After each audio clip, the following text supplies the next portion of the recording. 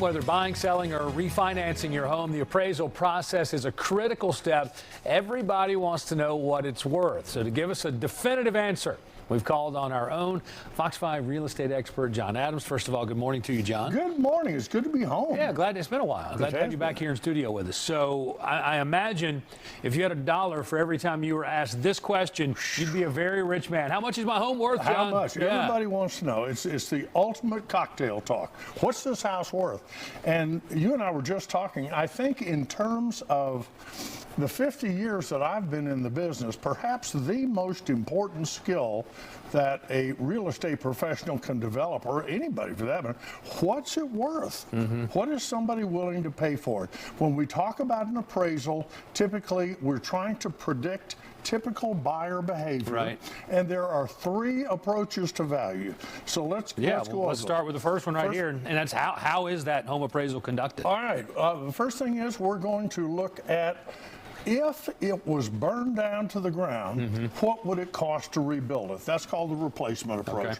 We use that in very unique structures that have no comparables. For example, a church, something like that. You see, churches don't sell, they stay for 100 years. Next is the income method, and we use that to predict the future value of a stream of payments. This would be like in an apartment building, but again, probably not typical for a single-family home. What's important is what have comparable homes sold for within the last year. That's the comparable sale method. It is most likely to predict typical buyer behavior, and that's what we're going to focus on. What has a home just like this sold for in the last couple of years nearby? Gotcha. All right, so let's talk about factors. What are some of the factors that can affect the value of your home? Well, you heard it before. Location, location, right. Location. That really is the single most important factor. What are the amenities? Where are you? If you're in Buckhead, it's worth a lot. If you're in Hayhira, it's not worth as much. I love the name Hayhira, though. It's a great good place. city name, yeah. But in any case, the appraiser is also going to take into consideration the size, the layout, the condition. Even if the home needs a lot of repairs, that's going to bring down the value. The appraiser assumes the house is in pretty good condition in the first place. Market trends, and very important is curb appeal. You know, if somebody won't get out of their car, they're not going to make an offer on that house. And I've had plenty of buyers say, just drive on, I'm not interested. House had no curb appeal.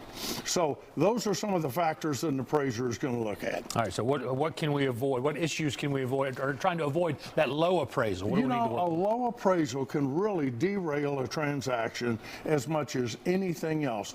I recommend that before you list the house, not only you should be working with a knowledgeable agent, but I also recommend that you consider paying for a professional appraisal before listing your home.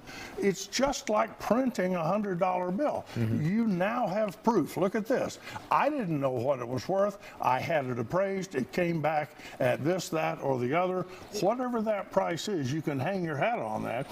The interesting thing about professional appraisals is that if you take 3 separate appraisers, don't tell them anybody else is doing it, but have it appraised 3 times, typically they'll come out within $1,000 of one another. So there is a science to it. There really is. It's an art and a science, but the science is pretty good. Yeah, we're almost out of time. So what's your bottom line here? Bottom line here is make sure you think about appraisal before you put the property on the market. You got a contract for X amount of dollars. If it doesn't appraise, you're not going to sell.